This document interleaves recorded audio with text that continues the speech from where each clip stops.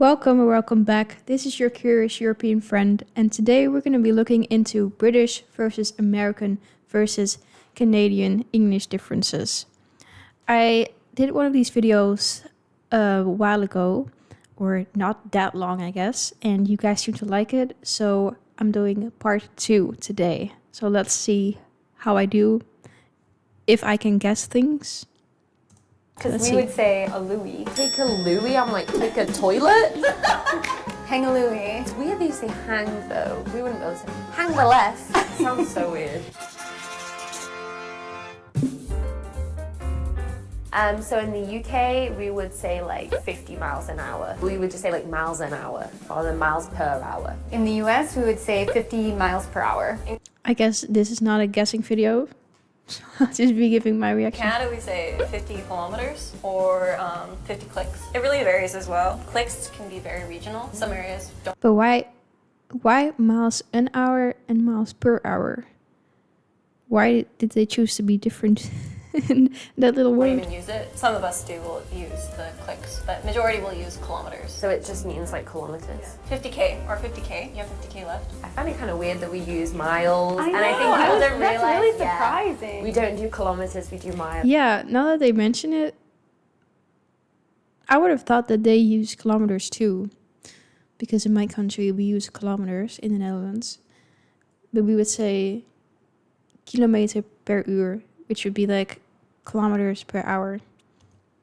Really? For everything? Yeah, the speed limits are in miles per hour, and usually like distance we will say miles. I don't know if it's changing. I feel like maybe we're getting more influence to use like kilometers per hour and kilometers, but I know like parents' generation and like my generation kind of would like use miles. I feel kind of like relieved because, because I feel like the US is known for using like miles and stuff. Yeah, the US wants to be different.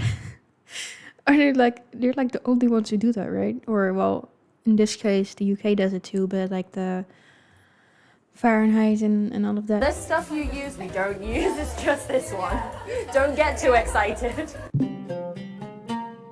In the UK, we call this a beer belly. In the US, we call this a beer belly. In Canada, we'll say a beer belly or like a Molson muscle. A what? Molson? A Molson? Molson muscle. What's Molson? Molson. Molson is a type of beer. The Molson beer. Is it like the most common kind of beer? It's Is that one why? of the more common ones, yeah. Oh, I like that then. Molson muscle. As in, you built this muscle based on you drank too much beer. So, yeah, basically a beer belly, but just a different way of saying it. In the UK, we would call this a hoodie. In the US, we would call this a hoodie. In Canada, we'll call this a hoodie or a sweater, but in one area, third province, which is Saskatchewan, we call it a bunny hug. A bunny A bunny hug. Yeah, it hugs you, and so That's so cute. A bunny hug. the University of Saskatchewan, my home university, it actually says on our sweaters is like bunny hug, a sweater without a zipper, and it has the kangaroo type pocket. Yeah. Oh, because it's like a hug because you put your arms through. Oh, that's so cute. Hug. Aww. So in the UK, we would call this a dressing gown, or some people may call it a smoking jacket. Dressing gown. Smoking jacket. Smoking Yeah, I think it's like more like the older generation who okay. would call it that. Even like the terry cloth. Is that?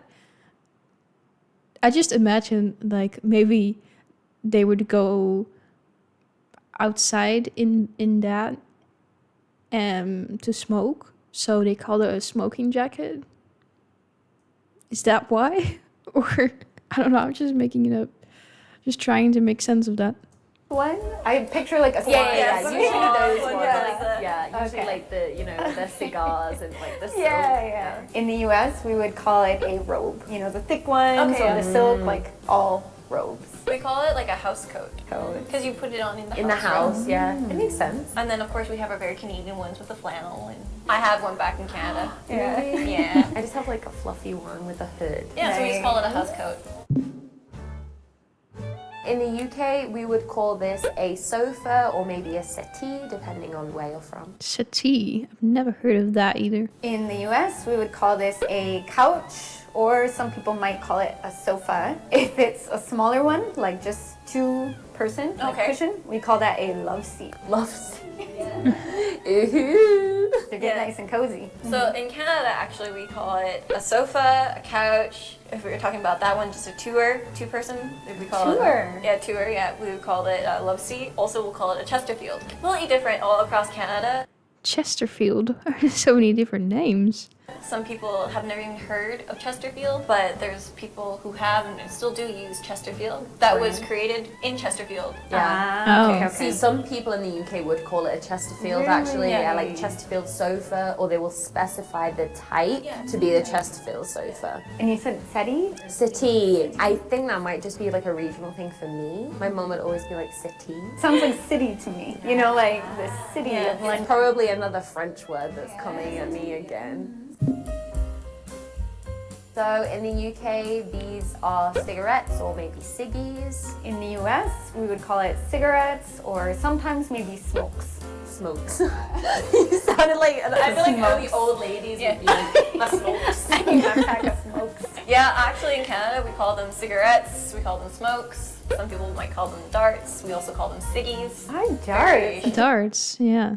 Just know the game. Because they're slender, right? I've heard darts, but that's Irish people usually say darts. So like my Irish friend would always be like darts. I would be so confused if someone asked for darts from Yeah, me. you'd Like be if like, someone said, "Do you "These have a dart?" I'd be like, "Why would I carry a dart around?" But Yeah. ciggies is also quite popular.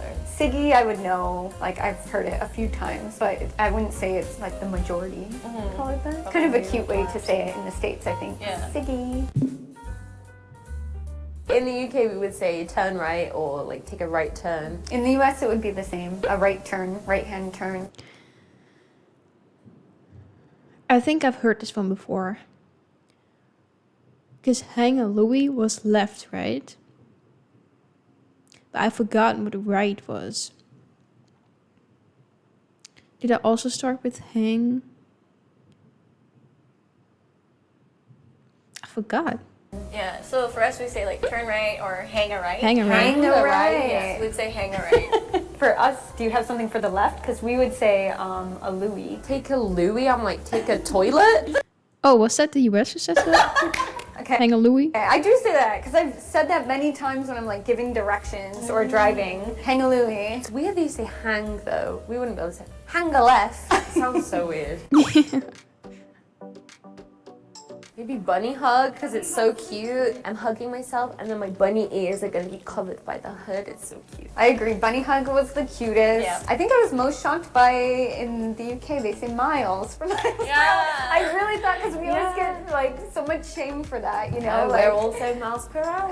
Wow. Okay. So today we've talked about different words in the US, Canada, and the UK. If you liked the video, make sure to like, leave a comment, and subscribe. And we'll see you next time. Bye! Yeah. I also think bunny hug. I was not expecting that, but that's so cute. I might just start calling it that. The bunny hug.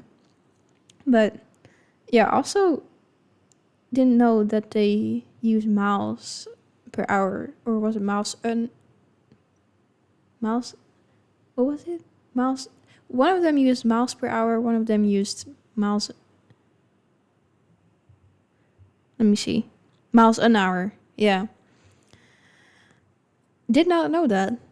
So I learned stuff again today.